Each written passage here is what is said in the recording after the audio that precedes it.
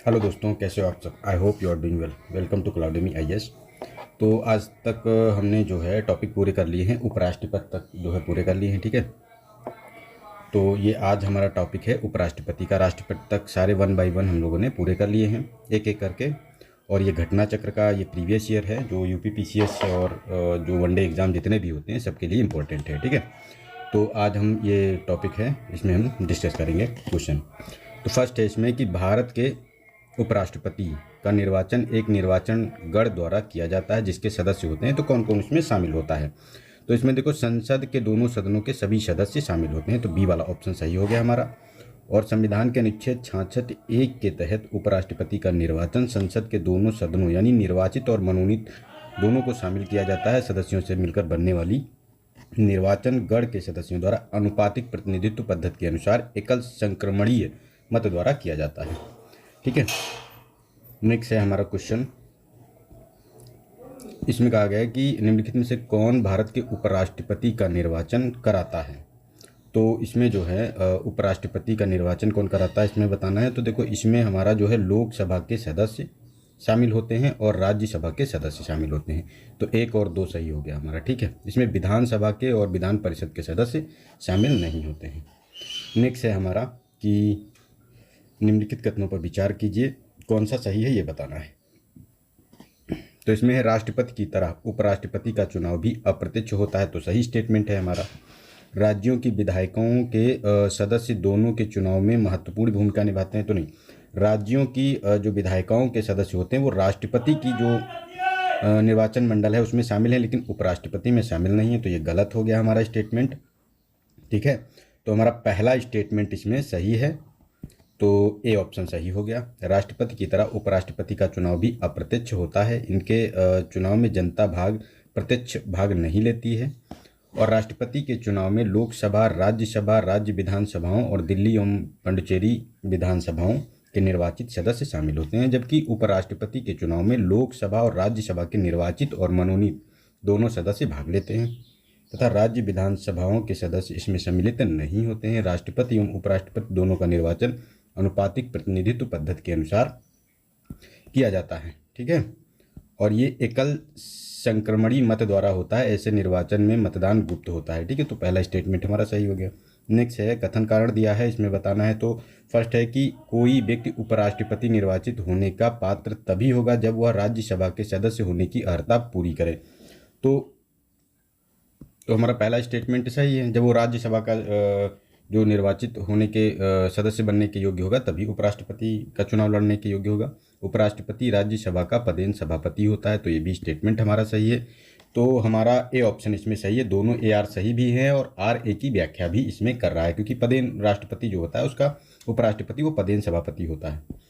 तो इसमें यही दिया गया है कि अनुच्छेद 66 के 3(ग) के अंतर्गत उपराष्ट्रपति बनने के लिए राज्यसभा का सदस्य निर्वाचित होने की अर्हता होनी चाहिए। अनुच्छेद 89 का 1 और अनुच्छेद 64 के अनुसार उपराष्ट्रपति राज्यसभा का पदेन सभापति होता है। ठीक है, नेक्स्ट है हमारा उपराष्ट्रपति से संबंधित निम्न कथनों में से कौन सा सही नहीं है ये बताना है। तो उपराष्ट्रपति बनने के लिए व्यक्ति के पास जनता के सदन के सदस्य निर्वाचित होने की योग्यता होनी चाहिए। तो ये तो हमारा स्टेटमेंट इसमें जो है पहला वाला, तो पहला ऑप्शन स्टेटमेंट तो हमारा सही है, क्योंकि वो जनता के सदन के सदस्य के मतलब होना चाहिए उसके लिए। और किसी राज्य की विधायिका का सदस्य इस पद के लिए उम्मीदवार हो सकता है। तो नहीं, विधायिका का नहीं हो सकता है। नहीं, वो सॉरी, ये गलत हो गया यहाँ पे, थोड़ा सा मिसअंडरस्टैंडिंग। देखो, इसमें पूछा है कि कौन सा नहीं होता है। तो देखो, उपराष्ट्रपति बनने के लिए व्यक्ति के पास जनता के सदन के सदस्य निर्वाचित होने की योग्यता होनी चाहिए। तो ये नहीं है, ये गलत है हमारा। किसी राज्य की विधायिका का सदस्य इस पद के लिए उम्मीदवार हो सकता है। तो स्टेटमेंट सही है हमारा। उपराष्ट्रपति के पद का कार्यकाल उतना ही होगा जितना कि राष्ट्रपति का। तो ये भी जो ये स्टेटमेंट हमारा गलत है, सही है। ठीक है, क्योंकि इसमें जो कार्यकाल इसमें 5 वर्ष का होता है जितना कि राष्ट्रपति का होता है, तो उतना ही उपराष्ट्रपति का होगा। और उसको एक औपचारिक महाभियोग द्वारा पद से हटाया जा सकता है। तो नहीं, उपराष्ट्रपति के लिए महाभियोग की प्रक्रिया नहीं होती, लेकिन हाँ, एक संकल्प पारित किया जाता है राज्यसभा से। उसके बाद उसका अगर लोकसभा में पास हो जाता है 1/3 मेजोरिटी से, तो उसको जो है हटा दिया जाता है। तो हमारा 1 और 4 स्टेटमेंट इसमें जो है वो सही होगा, ठीक है, जो सही नहीं है। तो नेक्स्ट है सी ऑप्शन। देखो सी 1 और 4 के बारे में इसमें कहा गया है, तो ये हमारा गलत दोनों ऑप्शन थे, तो यही सही हो गया। राष्ट्रपति बनने के उपराष्ट्रपति बनने के लिए आवश्यक है कि व्यक्ति के पास राज्यसभा का सदस्य निर्वाचित होने की योग्यता हो, ठीक है, वो विधानसभाओं के लिए उसमें शामिल नहीं होता है, और ये कथन गलत हो गया। और उपराष्ट्रपति को राज्यसभा में प्रस्तुत तत्कालीन समस्त सदस्यों के बहुमत से पारित संकल्प जिसे लोकसभा सहमत हो हटाया जा सकता है। तो इसमें जो है औपचारिक महाभियोग का कोई वर्णन नहीं किया गया है उपराष्ट्रपति के बारे में। नेक्स्ट है भारत के उपराष्ट्रपति के संदर्भ में बताना है कौन सा सही है।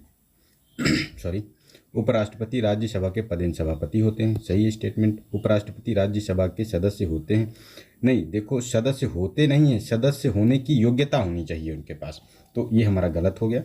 तो डी ऑप्शन सही है। भारतीय संविधान के अनुच्छेद 64 और 89(1) के अनुसार भारत का उपराष्ट्रपति राज्यसभा का पदेन होता है, यानी पदेन सभापति होता है, एक्स ऑफिशियो होता है, ठीक है। और उपराष्ट्रपति संसद के किसी भी सदन के सदस्य नहीं होते हैं, ठीक है। तो यदि कोई सांसद उपराष्ट्रपति निर्वाचित हो जाए तो पद ग्रहण से उसकी उस दिन से ही जो पद रिक्ति होती है उसी दिन से स्वतः समाप्त हो जाती है। नेक्स्ट है कि भारत का उपराष्ट्रपति है तो उसके बारे में बताना है। तो भारत का द्वितीय उच्चतम प्रतिष्ठित पदाधिकारी, सही है स्टेटमेंट। उपराष्ट्रपति के पास पद से संबद्ध कोई औपचारिक कार्य या दायित्व तो नहीं है, ये भी स्टेटमेंट हमारा सही है, क्योंकि उसका कोई अलग से कार्य नहीं है, वो उपसभापति के रूप में काम, मतलब सभापति के रूप में काम करता है, ठीक है। नेक्स्ट है राष्ट्रपति की अनुपस्थिति में उसके कार्यों का निर्वहन करता है, सही स्टेटमेंट हमारा। राष्ट्रपति की पद त्याग या अपदस्थीकरण अथवा मृत्यु के चलते राष्ट्रपति के रूप में कार्य करता है। तो चारों स्टेटमेंट सही हैं, तो डी वाला ऑप्शन हमारा इसमें सही हो गया, ठीक है। तो यही है इसमें कि भारत का जो द्वितीय उच्चतम प्रतिष्ठित पदाधिकारी होता है और राज्यसभा का पदेन सभापति होता है। उपराष्ट्रपति के रूप में पद में विशिष्टता संबद्ध कोई औपचारिक दायित्व तो नहीं है।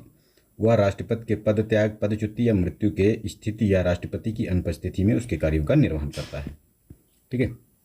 नेक्स्ट है हमारा कि उपराष्ट्रपति को उसके पद से निम्न में से किसके प्रस्ताव के द्वारा हटाया जा सकता है।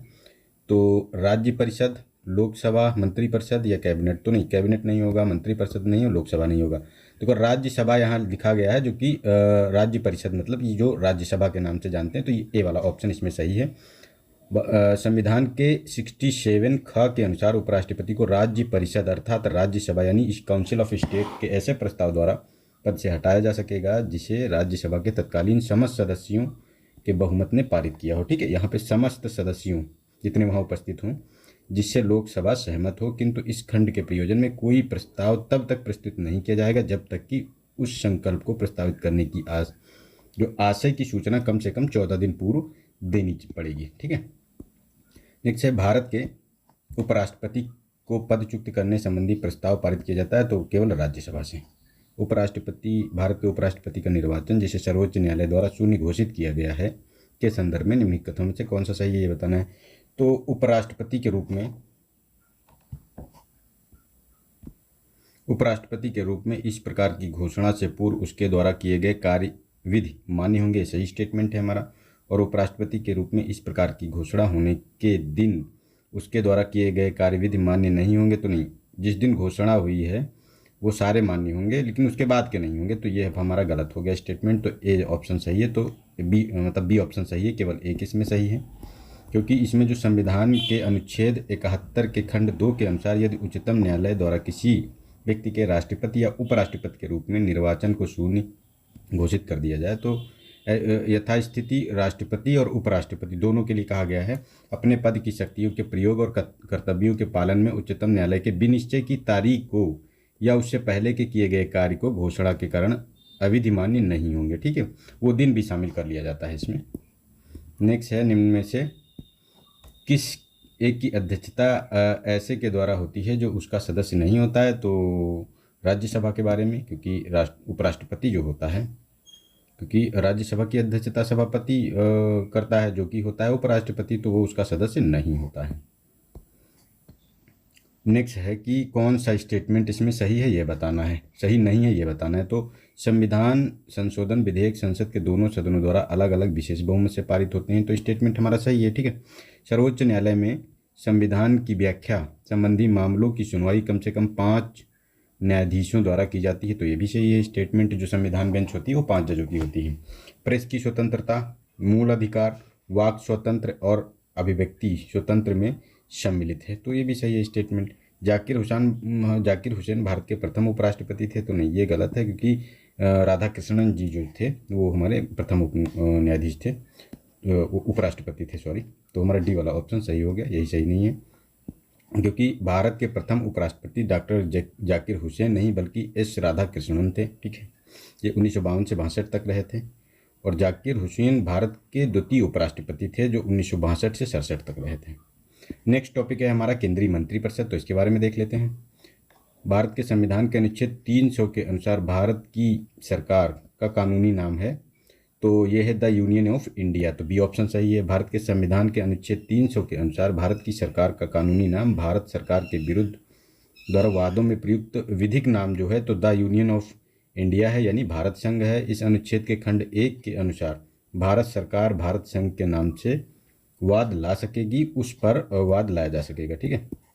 नेक्स्ट है निम्नलिखित कथनों पर विचार करना है, कौन सा कूट सही है ये बताना है। तो संघ की कार्यपालिका शक्ति प्रधानमंत्री में निहित होती है, तो ये तो गलत है हमारा स्टेटमेंट, क्योंकि इसमें प्रधानमंत्री शामिल नहीं होते हैं, क्योंकि ये शक्ति का प्रमुख होता है, लेकिन जो भी कार्य होते हैं वो हमारे राष्ट्रपति के नाम से किए जाते हैं। ठीक है। प्रधानमंत्री की नियुक्ति राष्ट्रपति द्वारा की जाती है, सही स्टेटमेंट। मंत्रिपरिषद, प्रधानमंत्री मंत्रिपरिषद के प्रधान होते हैं, ये भी स्टेटमेंट सही है। यह आवश्यक नहीं कि नियुक्ति के समय प्रधानमंत्री संसद के किसी सदन के सदस्य हों, ठीक है, ये भी सही है, क्योंकि वो उस समय आवश्यक नहीं है, लेकिन 6 महीने के अंदर किसी भी दोनों सदनों में से किसी भी एक सदन की सदस्यता उनको लेनी पड़ेगी। तो हमारा ऑप्शन सी सही हो गया, 2, 3 और 4। ठीक है। तो इसमें दिया भी गया है कि अनुच्छेद 53(1) के तहत संघ की कार्यपालिका शक्ति राष्ट्रपति में निहित होगी। वह इसका प्रयोग संविधान के अनुसार स्वयं या अपने अधीनस्थ अधिकारियों द्वारा करेगा। अनुच्छेद 74(1) के तहत प्रधानमंत्री मंत्रिपरिषद का प्रधान होता है। वह अनुच्छेद 75(1) के अनुसार प्रधानमंत्री की नियुक्ति राष्ट्रपति द्वारा की जाती है, और अनुच्छेद 75(5) के प्रावधानों के तहत कोई भी व्यक्ति यदि संसद का सदस्य नहीं है तो वह प्रधानमंत्री बन सकता है या मंत्री बन सकता है। ठीक है। मंत्रिपरिषद में सम्मिलित हो सकता है, लेकिन 6 माह के भीतर उसे उस सदन की सदस्यता लेनी पड़ेगी। नेक्स्ट है कि भारत के प्रधानमंत्री के विषय में कौन सा कथन सही है ये बताना है। तो प्रधानमंत्री मंत्रिपरिषद का नाम मात्र का नेता होता है, तो गलत है, वो नाम मात्र का नहीं वास्तविक नेता होता है। ठीक है। वह संसद के प्रति उत्तरदायी नहीं होगा, ये भी गलत है हमारा, क्योंकि वो संसद के प्रति यानी लोकसभा के प्रति पूरी मंत्रिपरिषद ही उत्तरदायी रहती है, तो प्रधानमंत्री क्यों नहीं रहेगा। वह अपने मंत्रियों में से किसी एक को बर्खास्त नहीं कर सकता है, कर सकता है कैसे कि राष्ट्रपति को सलाह देंगे और राष्ट्रपति उसे बर्खास्त करेंगे।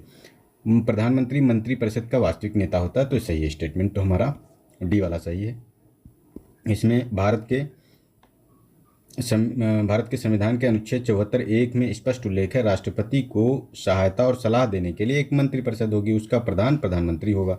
राष्ट्रपति सामान्यतः संसदीय परंपरा के अनुसार ऐसे व्यक्तियों को प्रधानमंत्री नियुक्त करता है जो उस दल के नेता जिसका लोकसभा में बहुमत हो, ऐसा व्यक्ति हो जो अन्य राजनीतिक दलों का समर्थन प्राप्त करके लोकसभा में विश्वास मत प्राप्त कर लेता है। ठीक है।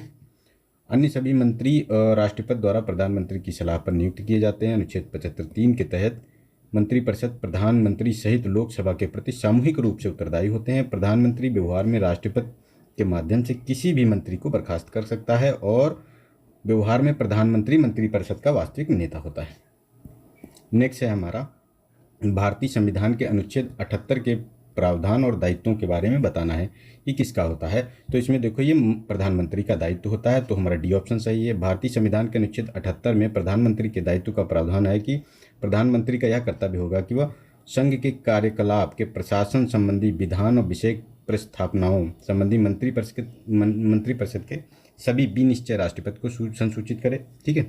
और संघ के कार्यकलाप के प्रशासन संबंधी विधान विषय प्रस्थापनाओं संबंधी जो जानकारी राष्ट्रपति मांगे वह दे। और किसी विषय को जिस पर किसी मंत्री ने भी निश्चय कर दिया हो किंतु मंत्रिपरिषद ने विचार नहीं किया हो, राष्ट्रपति द्वारा अपेक्षा की जाने पर जो है मंत्रिपरिषद के समक्ष विचार के लिए रखें। ठीक है, तो ये इनके कर्तव्य हैं। नेक्स्ट है, कैबिनेट में सम्मिलित होते हैं। कौन कौन से सम्मिलित होते हैं? तो मंत्रिपरिषद के सभी मंत्री तो नहीं, सभी मंत्री इसमें शामिल नहीं होते हैं। इसमें केवल कैबिनेट मंत्री होते हैं, राज्य मंत्रियों को इसमें जो है नहीं रखा जाता है। तो हमारा केवल बी ऑप्शन सही है, केवल कैबिनेट मंत्री इसमें शामिल होते हैं। ठीक है, तो इसका देखते हैं। कैबिनेट का या मंत्रिमंडल प्रधानमंत्री सहित कैबिनेट स्तर के मंत्रियों की परिषद होती है, जबकि मंत्रिपरिषद में प्रधानमंत्री, कैबिनेट स्तर के मंत्री सहित राज्य मंत्री और उपमंत्री यदि कोई हो तो शामिल होता है। तो मंत्रिमंडल यानी कैबिनेट में कैबिनेट का उल्लेख है अनुच्छेद 352(3) में 44वें संविधान संशोधन से है ये। ठीक है, तो ये कैबिनेट का प्रोविजन मंत्रिमंडल का किया गया है। ठीक है, नेक्स्ट है हमारा, भारतीय संविधान के निम्नलिखित प्रावधानों में से कौन सा प्रावधान मंत्रिपरिषद की नियुक्ति तथा पदच्युति को विवेचित करता है? तो ये अनुच्छेद 75 है, डी ऑप्शन हमारा सही है। भारतीय संविधान का अनुच्छेद 75 मंत्रिपरिषद की नियुक्ति पदच्युत को विवेचित करता है। अनुच्छेद 75(1) के अनुसार प्रधानमंत्री की नियुक्ति राष्ट्रपति करेगा, अन्य मंत्रियों की नियुक्ति राष्ट्रपति प्रधानमंत्री की सलाह पर करेगा। और अनुच्छेद 75(2) के अनुसार मंत्री राष्ट्रपति के प्रसाद पर्यंत पद धारण करेंगे। नेक्स्ट है, जो व्यक्ति संसद का सदस्य नहीं है केंद्रीय मंत्री रह सकता है, तो 6 माह तक रह सकता है, 6 महीने। ठीक है, तो बी ऑप्शन सही हो गया। मंत्रिपरिषद का प्रधान होता है प्रधानमंत्री, और उसे अपने सहयोगियों के रूप में ऐसे व्यक्तियों के चुनने का पूर्ण अधिकार है जो उसके साथ मिलकर कार्य कर सके। इस प्रकार मंत्रियों के चयन में स्वविवेक का प्रयोग करता है। राष्ट्रपति प्रधानमंत्री की सलाह पर संसद के बाहर के व्यक्ति को भी नियुक्त कर सकता है, परंतु उसे मंत्री को 6 माह के अंदर संसद सदस्य बनना अनिवार्य है। ऐसा ना होने पर 6 माह के पश्चात मंत्री पद से मुक्त हो जाना पड़ता है। अनुच्छेद 75(5) में ये प्रोविजन है। ठीक है, नेक्स्ट है, भारत में वह मंत्री जो संसद के सदनों में से किसी सदन का सदस्य नहीं है, उसे मंत्री के पद से मुक्त हो जाना पड़ता है 6 माह के बाद। भारत की संसद के संबंध में कौन सा कथन सही है, नहीं है, ये बताना है। तो संविधान में एक संसदीय प्रणाली की सरकार का प्रावधान है, सही है स्टेटमेंट। संसद का सर्व प्रमुख कार्य मंत्रिमंडल का प्रावधान करता है, ठीक है, ये भी सही है। मंत्रिमंडल की सदस्यता निम्न सदन द्वारा सीमित होती है, तो नहीं, ये गलत है स्टेटमेंट हमारा, तो यही हमारा सही हो गया। और मंत्रिमंडल को लोकप्रिय सदन में बहुमत का विश्वास प्राप्त रहना चाहिए, तो ये भी स्टेटमेंट हमारा सही है। ठीक है, यही कहा गया इसमें। नेक्स्ट है हमारा, मंत्रिपरिषद सामूहिक रूप से उत्तरदायी होती है, तो लोकसभा के प्रति उत्तरदायी होती, सही है हमारा। यह एक संवैधानिक बाध्यता के अंतर्गत आता है, तो ये भी स्टेटमेंट सही है। अनुच्छेद 75(3) के अनुसार, तो ये भी हमारा स्टेटमेंट सही है। अनुच्छेद 74(3) नहीं, 74(3) में नहीं प्रोविजन है, तो हमारा बी वाला ऑप्शन सही हो गया, 1, 2, 3। ठीक है, तो इसमें संविधान के अनुच्छेद 75(3) के अनुसार मंत्रिपरिषद सामूहिक रूप से लोकसभा के प्रति उत्तरदायी होती है, यह एक संवैधानिक बाध्यता है। ठीक है, और अनुच्छेद 74 में संविधान में नहीं है, तो ये आर्टिकल ही नहीं है हमारे पास। मंत्रिपरिषद सामूहिक रूप से निम्न में से किसके प्रति उत्तरदायी है, तो लोकसभा के प्रति। भारतीय संविधान के संदर्भ में निम्न कथनों पर विचार करना है, तो संघ मंत्रिपरिषद लोकसभा के प्रति सामूहिक रूप से उत्तरदायी होगी, तो स्टेटमेंट हमारा सही है। संघ यानी मंत्रिपरिषद की बात की गई है, और संघ के मंत्री प्रधानमंत्री के प्रसाद पर्यंत अपना पद धारण करेंगे, तो नहीं।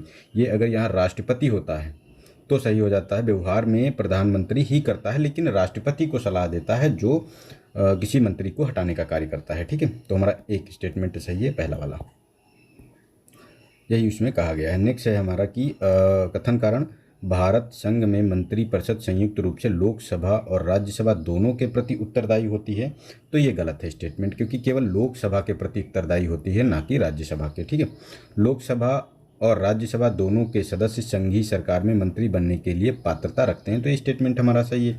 तो ए गलत हो गया, मतलब कथन गलत हो गया, कारण सही है हमारा, तो डी वाला ऑप्शन सही हो गया। चूँकि संविधान के अनुच्छेद 75(3) के अनुसार संघीय परिषद संयुक्त रूप से संसद के निम्न सदन यानी लोकसभा के प्रति उत्तरदायी होती है, न कि राज्यसभा के प्रति।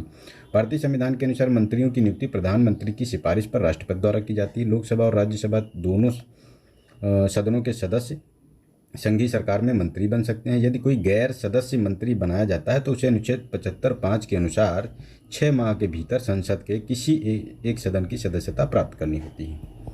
ठीक है, नेक्स्ट है हमारा कि निम्नलिखित में से कौन सा एक प्रस्ताव भारत में मंत्रिपरिषद रख सकती है। तो ये विश्वास प्रस्ताव होता है। अविश्वास प्रस्ताव जो होता है ये विपक्ष रखता है। ठीक, तो ये नहीं है हमारा। तो संसद में विश्वास प्रस्ताव मोशन ऑफ कॉन्फिडेंस समर्थन प्रस्ताव के रूप में सरकार द्वारा रखा जाता है। इस प्रकार के प्रस्ताव को संसद यानी लोकसभा में स्वीकृत अथवा अस्वीकृत किया जाता है। सरकार विश्वास प्रस्ताव लोकसभा में तभी लाती है जब उसे लोकसभा में अपना बहुमत सिद्ध करना होता है। विश्वास प्रस्ताव के रूप में प्रधानमंत्री या मंत्रिपरिषद अथवा उनमें से कोई एक सदस्य रख सकता है, जबकि लोकसभा में सरकार के विरुद्ध अविश्वास प्रस्ताव व्यवहारिक रूप में विपक्ष के किसी एक सदस्य द्वारा लाया जाता है। लोकसभा में अविश्वास प्रस्ताव पारित होने पर मंत्रिपरिषद को त्यागपत्र देना पड़ता है। ठीक है, और जो ये भर्त्सना प्रस्ताव एवं स्थगन प्रस्ताव भी सामान्यतः विपक्ष द्वारा ही लाए जाते हैं सरकार की निंदा करने के लिए।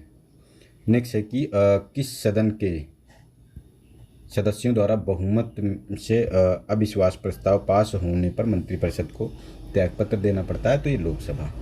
मंत्रिपरिषद के विरुद्ध अविश्वास प्रस्ताव लाने के लिए लोकसभा के सदस्यों की संख्या होनी चाहिए। तो इसमें 50 लोकसभा सदस्यों की संख्या की आवश्यकता होती है। लोकसभा की प्रक्रिया अथवा कार्य संचालन नियम 198 के तहत मंत्रिपरिषद के विरुद्ध अविश्वास प्रस्ताव लाने के लिए लोकसभा में कम से कम 50 सदस्यों का समर्थन आवश्यक है। नेक्स्ट है केंद्रीय मंत्री के त्यागपत्र देने के उपरांत निम्नलिखित में से कौन सी एक सही स्थिति नहीं है, ये बताना है। तो राष्ट्रपति शासन लागू हो जाएगा तो नहीं, ऐसा तो कुछ नहीं है। राष्ट्रपति शासन नहीं होगा, उसमें राष्ट्रपति वैकल्पिक व्यवस्था बनाने तक उन्हें बने रहने के लिए कहेगा। ठीक है, और ये सही है। और वैकल्पिक व्यवस्था से अभिप्राय है यथासंभव शीघ्र नई सरकार के गठन है तो आम चुनाव कराया जाए, ये भी स्टेटमेंट सही है। और अपदस्थ मंत्रिपरिषद अपने पद पर नई सरकार बनने तक पदभार का निर्वहन करेंगे, तो ये भी स्टेटमेंट सही है। तो पहला वाला गलत है, राष्ट्रपति शासन नहीं लागू होगा। राष्ट्रपति राज्यों में सांविधिक तंत्र के विफल हो जाने की दशा में अनुच्छेद 356 के तहत लगाया जाता है। भारतीय संविधान में केंद्रीय मंत्रिपरिषद के त्यागपत्र देने की स्थिति में केंद्र में राष्ट्रपति शासन लागू होने की कोई व्यवस्था नहीं है, वैकल्पिक व्यवस्था है। नई सरकार का गठन होने तक वही मंत्रिपरिषद कार्य करेगी। नेक्स्ट है भारत के 12वें प्रधानमंत्री कौन थे। तो ये हमको बताना है कि भारत के 12वें प्रधानमंत्री कौन थे। बी ऑप्शन सही है। HD देवगौड़ा जी थे, जो वो भारत के 12वें प्रधानमंत्री थे। ठीक है, और भारत के व्यक्ति अनुसार वो 12वें प्रधानमंत्री कार्यवाहक प्रधानमंत्री गुलजारी लाल नंदा को शामिल करके HD देवगौड़ा थे। 1 जून 1996 से 21 अप्रैल 1997 तक इस पद पर रहे थे। इस संदर्भ में वर्तमान प्रधानमंत्री नरेंद्र मोदी 15वें हैं और भारत के प्रधानमंत्री की आधिकारिक वेबसाइट पर भी 15वें प्रधानमंत्री के रूप में उल्लेख है। वे 9 जून 2024 को लगातार तीसरी बार प्रधानमंत्री पद की शपथ ले चुके हैं। नेक्स्ट है निम्नलिखित में से किन्होंने अपनी राजनीतिक जीवन में भारत के प्रधानमंत्री का पद एक बार से अधिक समय अंतराल के बाद सुशोभित किया है। तो इसमें देखो, अगर हम देखें तो लाल बहादुर शास्त्री नहीं, ये लाल बहादुर शास्त्री तो एक ही बार बने थे 1964 में, और जवाहरलाल नेहरू तो ये लगातार बने हैं, तो ये भी नहीं है। गुलजारी लाल नंदा ये 2 बार बने हैं। इंदिरा गांधी भी एक समय अंतराल के बाद दूसरी बार बनी हैं, और अटल बिहारी वाजपेयी भी 2 बार बने हैं। ठीक है, तो 3, 4, 5 तो हमारा सी ऑप्शन सही हो गया। जवाहरलाल नेहरू के प्रधानमंत्रित्व काल में समय अंतराल नहीं था, वो लगातार बने थे। गुलजारी लाल नंदा पहली बार 1964 में बने। ठीक है, 9 जून 1964 तक रहे, और दूसरी बार 1966 से 24 जनवरी 1966, 11 जनवरी से 24 जनवरी तक रहे। ठीक है, तो ये 2 समय अंतराल में लगभग 2 समय अंतराल में भारत के कार्यवाहक प्रधानमंत्री हुए इंदिरा गांधी 1966 में, 1980 में, और अटल बिहारी वाजपेयी पहली बार 1996 में और दूसरी बार 98 में। तो ये 2 समयांतरालों में भारत के प्रधानमंत्री हुए हैं। नेक्स्ट है, निम्नलिखित में से कौन भारत के प्रधानमंत्री बनने से पूर्व किसी भी राज्य के मुख्यमंत्री नहीं रहे हैं। तो इस तरीके के भी क्वेश्चन पूछे जा रहे हैं। तो ये चंद्रशेखर जी थे, ठीक है, तो सी ऑप्शन सही है। चंद्रशेखर प्रधानमंत्री बनने से पूर्व किसी भी राज्य के मुख्यमंत्री नहीं रहे थे, जबकि एच.डी. देवगौड़ा कर्नाटक के, पी.वी. नरसिम्हा राव आंध्र प्रदेश के, मोरारजी देसाई तत्कालीन बॉम्बे राज्य के मुख्यमंत्री रह चुके थे। नेक्स्ट है हमारा, निम्नलिखित में से कौन अपने प्रधानमंत्रित्व काल में लोकसभा के सदस्य थे। तो ये चंद्रशेखर थे, सी ऑप्शन सही है। एच.डी. देवगौड़ा, आई.के. गुजराल और डॉक्टर मनमोहन सिंह अपने प्रधानमंत्रित्व काल में लोकसभा सदस्य नहीं थे, बल्कि राज्यसभा सदस्य थे, जबकि चंद्रशेखर 10 नवंबर 1990 से 21 जून 1991 के मध्य भारत के प्रधानमंत्री थे और उसी दौरान वो बलिया लोकसभा के से निर्वाचित हुए थे। नेक्स्ट है हमारा, उदारीकरण, निजीकरण और भूमंडलीकरण की नई आर्थिक नीति घोषित की गई थी। तो प्रधानमंत्री नरसिम्हा राव के समय की गई थी, ऑप्शन सी सही है। 24 जुलाई 1991 के तत्कालीन प्रधानमंत्री नरसिम्हा राव ने नई औद्योगिक नीति की घोषणा की। इसके द्वारा किए गए आर्थिक सुधारों में उदारीकरण, निजीकरण, भूमंडलीकरण और बाजारीकरण की नीति अपनाई गई थी। मनमोहन सिंह के संबंध में निम्नलिखित कथनों में से कौन सा सही नहीं है, ये बताना है। तो भारत के पूर्व वित्त मंत्री थे, सही है। भारतीय रिजर्व बैंक के गवर्नर भी रहे हैं वो, तो ये भी सही है। वित्त आयोग के पूर्व अध्यक्ष थे ये, तो ये वित्त आयोग के पूर्व अध्यक्ष नहीं थे, तो यही हमारा सही स्टेटमेंट हो गया। और अंतर्राष्ट्रीय मुद्रा कोष में भारत के पूर्व प्रतिनिधि थे, तो ये भी स्टेटमेंट सही है हमारा, ठीक है। तो भारत के पूर्व प्रधानमंत्री डॉक्टर मनमोहन सिंह 26 दिसंबर 2024 को इनका निधन हो गया था, तो इसी के संबंध में पूछा गया है। और भारत के वित्त मंत्री, योजना आयोग के उपाध्यक्ष, रिजर्व बैंक के पूर्व गवर्नर, अंतर्राष्ट्रीय मुद्रा कोष में भारत के पूर्व प्रतिनिधि रहे थे, वे वित्त आयोग के अध्यक्ष कभी नहीं रहे, ठीक है। नेक्स्ट है, निम्न वाक्यों का अध्ययन कीजिए। तो कथन और कारण इसमें दिया गया है, इसको हमको बताना है। तो मंत्री नीति बनते ही और लोक सेवक उसका क्रियान्वयन करते हैं, मंत्री नीति बनाते हैं और लोक सेवक उसका क्रियान्वयन करते हैं। संसदीय प्रणाली में मंत्रियों का उत्तरदायित्व का सिद्धांत कार्य करता है, ठीक है। तो ये दोनों सही हैं, लेकिन स्पष्टीकरण नहीं करते हैं, तो हमारा बी ऑप्शन सही हो गया इसमें, ठीक है। क्योंकि कथन और कारण दोनों सही हैं, क्योंकि इसमें क्या होता है कि मंत्रियों के उत्तरदायित्व के कारण अधिकारी अनामता के सिद्धांत से संरक्षित रहते हैं। अधिकारियों के द्वारा किए गए कार्यान्वयन की जिम्मेदारी अंतिम रूप से मंत्री की होती है, ठीक है, इसीलिए। नेक्स्ट है, निम्न कथनों पर विचार करें। कथन कारण है, इसको बताना है। किसी व्यक्ति को उप प्रधानमंत्री कहना केवल राजनीतिक निर्णय है, ये सही स्टेटमेंट है। वह उसे प्रधानमंत्री का कोई अधिकार प्रदान नहीं करता है, तो ये भी सही है, क्योंकि उसका कोई अधिकार नहीं होता है। तो हमारा ए ऑप्शन सही है, इसमें ए आर दोनों सही हैं। आर ए की व्याख्या भी कर रहा है यहाँ पर, क्योंकि इसमें होता क्या है कि भारतीय संविधान के किसी अनुच्छेद में उप प्रधानमंत्री के पद और उत्तरदायित्व के निर्वहन का उल्लेख नहीं है। भारतीय प्रधानमंत्री के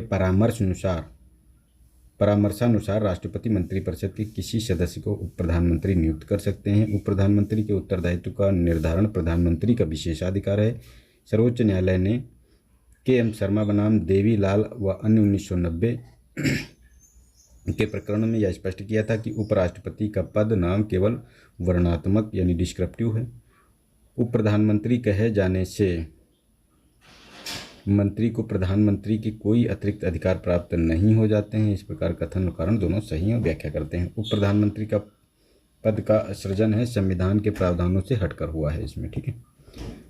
निम्नलिखित में से कौन सा आधिकारिक दस्तावेज भारत से संबंधित है, तो ये है श्वेत पत्र, बी ऑप्शन सही है। भारत में सरकार द्वारा अथवा उसके किसी मंत्रालय द्वारा किसी विषय पर विस्तृत या आधिकारिक विवरण श्वेत पत्र के रूप में जारी किया जाता है। नेक्स्ट है कि संघीय मंत्रिमंडल का पुनर्गठन किसकी रिपोर्ट पर आधारित है, तो ये गोपालास्वामी अयंगर की रिपोर्ट पर आधारित है। एन गोपालास्वामी अयंगर ने 1949 में प्रस्तुत अपनी report on reorganisation of the machinery of government में अनुशंसा की थी कि bureau of natural resources and agriculture, bureau of industry and commerce, bureau of transport and communication तथा bureau of labour and social services के रूप में आर्थिक और सामाजिक सेवाओं के लिए उत्तरदायी मंत्रालयों के नए समूह की स्थापना की जानी चाहिए। नेक्स्ट है सुमेल करना है, तो इसमें कौन सुमेलित नहीं है ये बताना है। तो JL नेहरू का जो ये दिया हुआ है जहाँ उनके समाधि स्थल हैं, ठीक है। तो JL जवाहरलाल नेहरू का है शांतिवन, LB शास्त्री यानी लाल बहादुर शास्त्री का विजय घाट है, सही है स्टेटमेंट।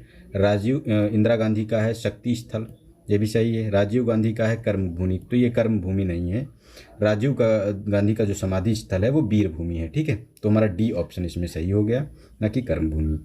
तो कर्मभूमि समाधि स्थल भारत के पूर्व राष्ट्रपति शंकर दयाल शर्मा का है, ठीक है। तो ये शंकर दयाल शर्मा का है। नेक्स्ट है हमारा, नेक्स्ट टॉपिक है हमारा महान्यायवादी, महाधिवक्ता और नियंत्रक एवं महालेखा परीक्षक, ठीक है। तो इसको हम 1 बाय 1 करके देख रहे हैं। तीनों टॉपिक इसमें कवर हो जाएंगे, ठीक है। उसके बाद संसद का जो पार्ट है वो अगला तीनों एक ही में कर लेंगे हम लोग। नेक्स्ट है महान्यायवादी और महाधिवक्ता और नियंत्रक महालेखा। तो इसमें पहला है कि निम्नलिखित में से कौन राष्ट्रपति के प्रसाद पर्यंत अपना पद धारण करता है, तो ये महान्यायवादी होता है। तो D ऑप्शन सही है, क्योंकि और सभी जो है अपना उनका निश्चित कार्यकाल होता है। अनुच्छेद 76(2) के तहत महान्यायवादी यानी अटॉर्नी जनरल भारत का कानूनी विषयों पर परामर्श देता है या भारत सरकार का प्रथम विधि अधिकारी होता है जो राष्ट्रपति के द्वारा नियुक्त किया जाता है। और अनुच्छेद 76(1) द्वारा राष्ट्रपति के प्रसाद पर्यंत अपना पद धारण करता है, और जो ये पद धारण 76(4) के अंतर्गत है। नेक्स्ट है भारत का प्रथम विधि अधिकारी के रूप में, तो भारत का महान्यायवादी होता है। भारत के मुख्य विधि परामर्शदाता हैं, तो ये हैं अटॉर्नी जनरल ऑफ इंडिया, तो D ऑप्शन सही है हमारा, ठीक है। अटॉर्नी जनरल ऑफ इंडिया अनुच्छेद 76(3) के अनुसार, ठीक है।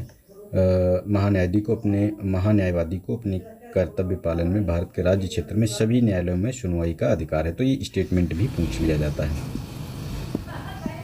नेक्स्ट है हमारा भारत के अटॉर्नी जनरल विधि सलाहकार हैं, तो भारत सरकार के हैं। निम्नलिखित में से किसको अपने कर्तव्यों के पालन में भारत के राज्य क्षेत्र के सभी न्यायालयों में सुनवाई का अधिकार होगा, तो महान्यायवादी को होगा।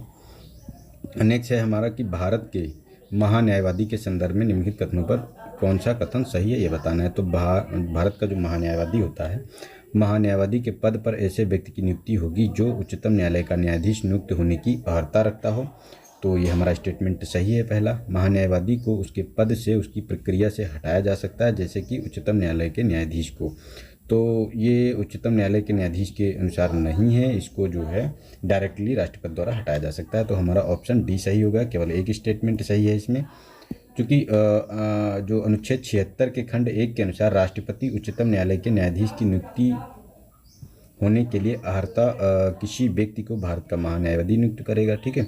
और संविधान 76 के खंड 4 के तहत महान्यायवादी राष्ट्रपति के प्रसाद पर्यंत अपना पद धारण करेगा, ठीक है। तो राष्ट्रपति ही पदच्युत करने का अधिकार रखता है इसमें। नेक्स्ट है भारत के महान्यायवादी के संदर्भ में बताना है, तो इसमें कहा गया है कि राष्ट्रपति किसी ऐसे व्यक्ति की नियुक्ति करेगा जो उच्चतम न्यायालय के न्यायाधीश के रूप में नियुक्ति के अधिकार के आहार्य होगा, मतलब उसकी योग्यता रखता होगा।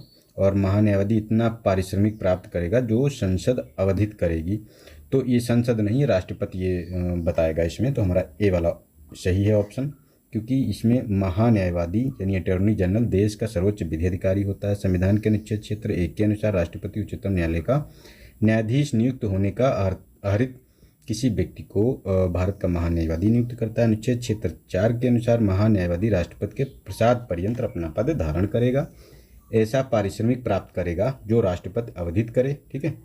तो राष्ट्रपति के अकॉर्डिंग होगा उसका वेतन।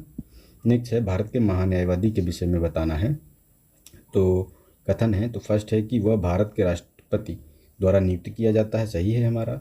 उसमें वही योग्यताएं होनी चाहिए जो सर्वोच्च न्यायालय के न्यायाधीश की होती हैं, तो ये भी हमारा स्टेटमेंट सही है। उसे संसद के किसी भी सदन का सदस्य होना चाहिए, तो नहीं, इसकी योग्यता नहीं चाहिए। संसद द्वारा महाभियोग लगाकर उसे हटाया जा सकता, तो ये भी गलत है, ये राष्ट्रपति डायरेक्ट इसे हटा सकता है। तो हमारा A वाला ऑप्शन सही हो गया इसमें। तो इसमें वही चीज़ें हैं, पढ़ लेते हैं एक बार। तो राष्ट्रपति द्वारा नियुक्त किए जाने वाले भारत के महान्यायवादी अटॉर्नी जनरल में वही योग्यताएं होनी चाहिए जो सर्वोच्च न्यायालय के न्यायाधीश के लिए आवश्यक हैं। महान्यायवादी संसद के किसी भी सदन का सदस्य नहीं होते हैं। वे किसी भी सदन या सदनों की संयुक्त बैठक में और संसद की किसी भी समिति में जिसमें उनका नाम सदस्य के रूप में है बोल सकता है, भाग ले सकता है, किंतु अपना मत नहीं दे सकता है। अनुच्छेद 88 में यह प्रोविज़न किया गया है। तो ये याद रखना, कई बार ये चीज़ें पूछी गई हैं, तो 88 अनुच्छेद पूछा जा सकता है। और महान्यायवादी राष्ट्रपति के प्रसाद पर्यंत अपना पद धारण करता है, तो जानते ही हैं ये अनुच्छेद 76(4) के अनुसार है। ठीक है, तो राष्ट्रपति को उसे पदच्युत करने का अधिकार है। नेक्स्ट है, निम्नलिखित में से किसे संसद को संबोधित करने का अधिकार है? तो भारत के महान्यायवादी को निम्नलिखित में से किसे संसद के दोनों सदनों में बोलने, अन्य कार्रवाइयों में सम्मिलित होने और किसी भी संसदीय कमेटी का सदस्य होने का अधिकार है, परंतु वोट देने का अधिकार नहीं है, यानी मत नहीं दे सकता? तो भारत के अटॉर्नी जनरल को। भारत निम्नलिखित में से कौन सा संसद के दोनों सदनों में से किसी भी एक सदन की कार्रवाई में भाग ले सकता है? तो महान्यायवादी यानी अटॉर्नी जनरल है। नेक्स्ट है, महान्यायवादी के संदर्भ में कथनों पर विचार करना है। तो प्रथम है, वे प्रधानमंत्री की मर्जी तक अपने पद पर बने रहते हैं। तो नहीं, ये राष्ट्रपति के अकॉर्डिंग है। और वे संसद सदस्य के विशेषाधिकार के हकदार नहीं हैं। तो ये हमारा स्टेटमेंट सही है। संसद में भाग ले सकते हैं, बोल सकते हैं, लेकिन उनके विशेषाधिकारों में उनका हक नहीं है और मत देने का हक नहीं है। तो नहीं, सॉरी, ये चीज़ तो गलत हो गया। नहीं, ये दोनों सही हैं स्टेटमेंट। इनका जो वे संसद के विशेषाधिकारों के हकदार नहीं है, नहीं, ये गलत है। वो हकदार होते हैं इसमें। ठीक है, तो एक सेकेंड, ये हकदार होते हैं। तो ये स्टेटमेंट भी गलत है। क्या पूछा गया है इसमें? नहीं, ये भी गलत है। विशेषाधिकार के हकदार नहीं होते हैं। तो दोनों गलत है स्टेटमेंट। तो बी ऑप्शन सही हो गया इसमें। अब इसका डिस्क्रिप्शन देख लेते हैं, थोड़ा कन्फ्यूजन हो गया था। संविधान के अनुच्छेद 76(2) के अनुसार महान्यायवादी यानी अटॉर्नी जनरल भारत सरकार के विधि विषयों पर परामर्श देता है। भारत का प्रथम विधि अधिकारी होता है। राष्ट्रपति के द्वारा न केवल नियुक्त होता है बल्कि प्रसाद पर्यंत अपना पद धारण करता है। तो ये तो गलत हो गया। विदित हो कि भारतीय संविधान के अनुच्छेद 88 के अनुसार भारत के महान्यायवादी को संसद के सदनों में यानी बैठकों में, संसद की समिति में जिसमें उसका नाम सदस्य के रूप में है, भाग लेने, बोलने का अधिकार है, परंतु मत देने का अधिकारी नहीं है। अनुच्छेद 105 के अनुसार जिन व्यक्तियों को इस संविधान के आधार पर संसद के किसी भी सदन या उसकी किसी समिति में बोलने, उसकी कार्रवाई में अन्यथा भाग लेने का अधिकार है, उनके संबंध में संसद सदस्यों के विशेषाधिकार और नियुक्ति संबंधी उपबंध समान रूप से लागू हैं। लेकिन जो है उसके लिए जो उसके लिए चयन केवल किया गया तो उसका नहीं, वो जो निर्वाचित होकर आए हैं उन्हीं के लिए। तो ये भी हमारा गलत है स्टेटमेंट। नेक्स्ट है, भारत के महान्यायवादी के संबंध में बताना है कौन सा कथन सही नहीं है। तो वह मंत्रिपरिषद का सदस्य नहीं है। तो सही स्टेटमेंट हमारा। उसे संसद के दोनों सदनों में बोलने का अधिकार है। तो ये भी हमारा स्टेटमेंट सही है। उसे संसद में मत देने का अधिकार है। उसे संसद में मत देने का अधिकार नहीं, मत देने का अधिकार नहीं। उपयुक्त में से कोई नहीं। तो इसमें तो ये कन्फ्यूजन है भाई। ये क्यों ऑप्शन दिए हैं? दिए गए प्रश्न में ए और बी विकल्प सही हैं। हाँ, ए बी तो दोनों सही हैं, जबकि सी के साथ साथ डी भी सही नहीं है। उपयुक्त में से कोई नहीं। हाँ, ये भी जो है तो ये कन्फ्यूजन है थोड़ा सा। तो ये दोनों स्टेटमेंट सही नहीं है, बस दो दे दी गए हैं, तो उसमें कन्फ्यूजन क्रिएट हो गया, कोई दिक्कत नहीं। सॉलिसिटर जनरल निम्न में से क्या करता है? तो ये कानूनी सलाहकार होता है। अटॉर्नी जनरल के अतिरिक्त भारत सरकार कानूनी सलाह के रूप में अन्य विधि अधिकारी भी नियुक्त होते हैं। इन्हें सॉलिसिटर जनरल एवं एडिशनल सॉलिसिटर जनरल कहा जाता है। अटॉर्नी जनरल को उसके दायित्वों के निर्वहन में सहायता करते हैं। भारत का सॉलिसिटर जनरल है एक न्यायिक यानी कानूनी सलाहकार होता है। इनमें से कौन सा राज्य सरकार का कानूनी सलाहकार होता है? तो ये महाधिवक्ता होता है।